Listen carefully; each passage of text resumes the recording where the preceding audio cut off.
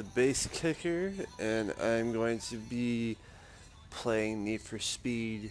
So I'm just gonna basically do an introduction on all the cars I have, just show you guys some stats and stuff like that. So this is my Civic Type R. It's basically EK hatch. So as you can see, I mean, I have most of the parts for it already maxed. Some that I need to work on. It's got 789 horsepower. As you can see, core mile time is under 10 seconds. 0 to 60 is 2.5, and top speed is 226. This was actually my starter car. Like I said, I already got most of the upgrades on it, and this is actually a car that I hope to eventually buy, you know, in real life and actually, build on it. I kind of want to try to go for, the exact build that I have on here, believe it or not. Um, Definitely a very awesome car. Um, I have a 93 Skyline V-Spec R32. I have a 97 SZ Supra, 2004 SR, RSX Type S. I don't know why I said SR. And the 911 Carrera. So this car, the Skyline, is one of the best cars that I have. Of course, stats are 995 horsepower. Core mile time is under 10 seconds. You know, Basically just like my Type R. Top speed is 231. Almost have all the parts upgraded on this as well. Barely just bought this game about a week and a half, almost 2 weeks ago. Definitely have been playing it a lot. Let's go ahead and move on to the Supra. Supra, this is actually the car that I bought not too long ago. Stats are 955 horsepower, core mile time, course is under 10 seconds. Almost every car that I have, like all the cars I have, are practically under 10 seconds. Um, and, Decided to go for a different approach on design. Decided to go full. You see the metallic or chrome paint. I decided to put the U.S. flag on one side and the Japanese flag on the other side. Because I'm from the United States, but it's a Japanese car. And last but not least is my RSX.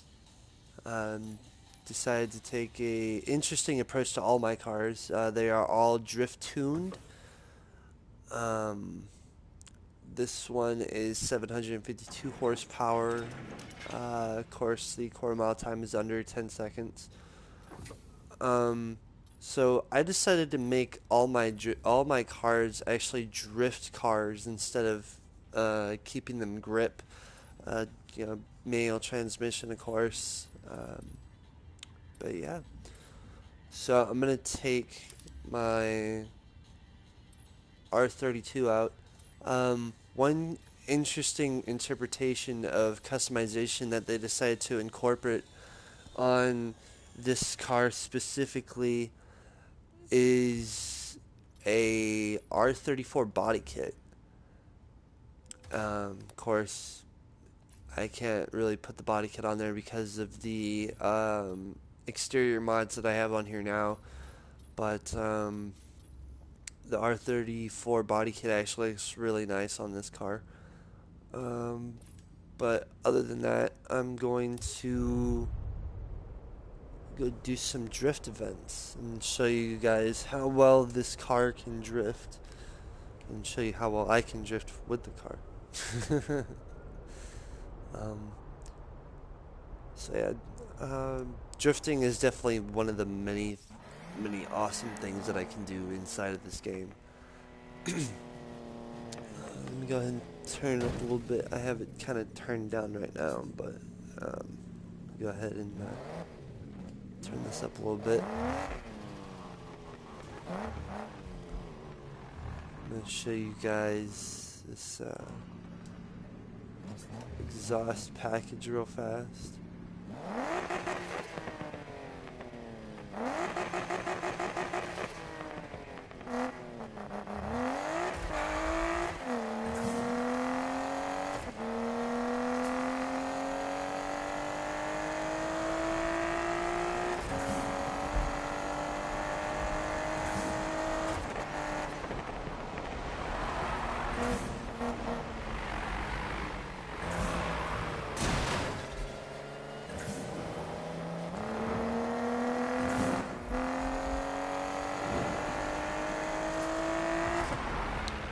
One thing I definitely love about the R32 is pushing it to its limits.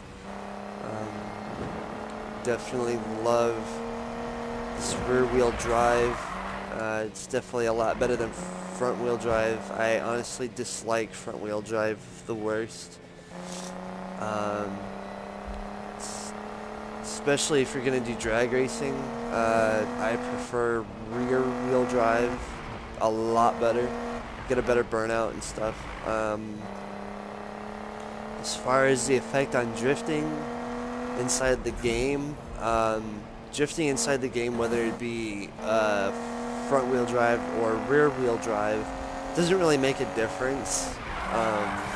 But to me, I prefer rear wheel drive a lot better.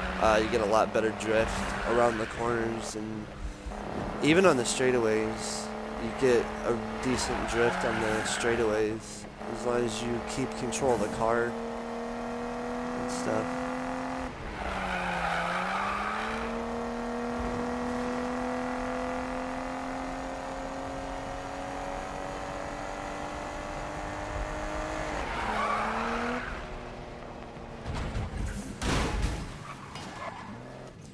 I promise you I do not drive like this in real life. Alright, so I'm gonna go ahead and do, let's see.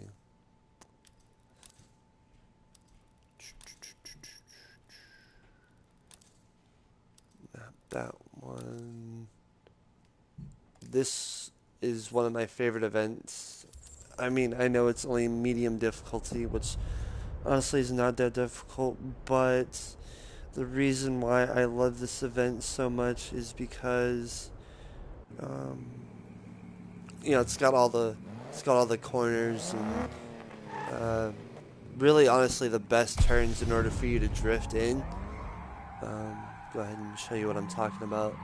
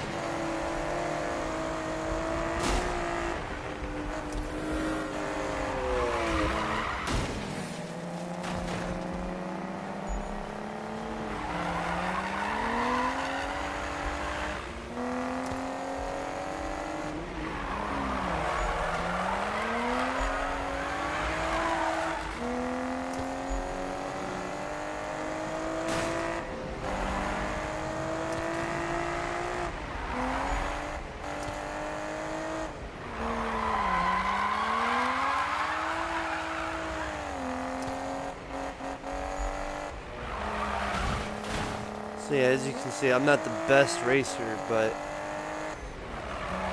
as far as drift wise, I tend to be pretty on top of my game.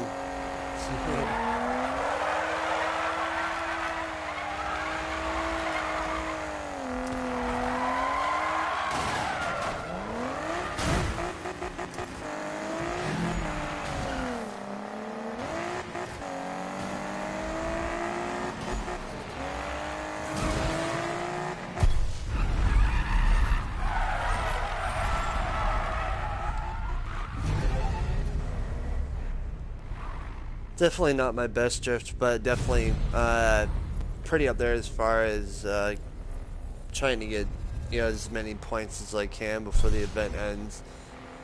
I will say this: the highest score that I've ever achieved, especially in a really decent drift event, was 330,000 points. It's the highest score that I've achieved thus far in this game. But definitely a bit of a challenge to get that high, but try to do a little bit better.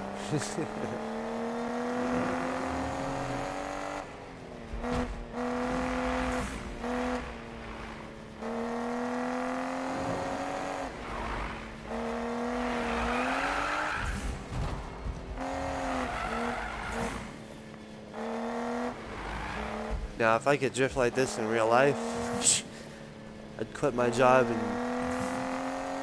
if I had the car for it, I'd quit my job and I would, join local clubs, or at least, do local events and make money that way. But because I don't have a car to drift like this in, I mean, granted, I have a car, I just don't have a drift car, but if I had a drift car, then I would definitely do that. Well, not just a drift car, but the skill of drifting. Definitely cannot have one without the other. I mean, you can have a car that drifts, but if you don't know how to drift, then what's the point of having one? Unless you learn. But, yeah. Just thought I'd give you guys a taste of, drifting in this game and, how pretty decent I am at it. If you guys want to see more of me drifting or more gameplay of this game, just watch the video and let me know. Alright. So thank you for viewing this video. I hope that y'all have a good day or a good night or wherever you guys are at. And I will see you in the next clip.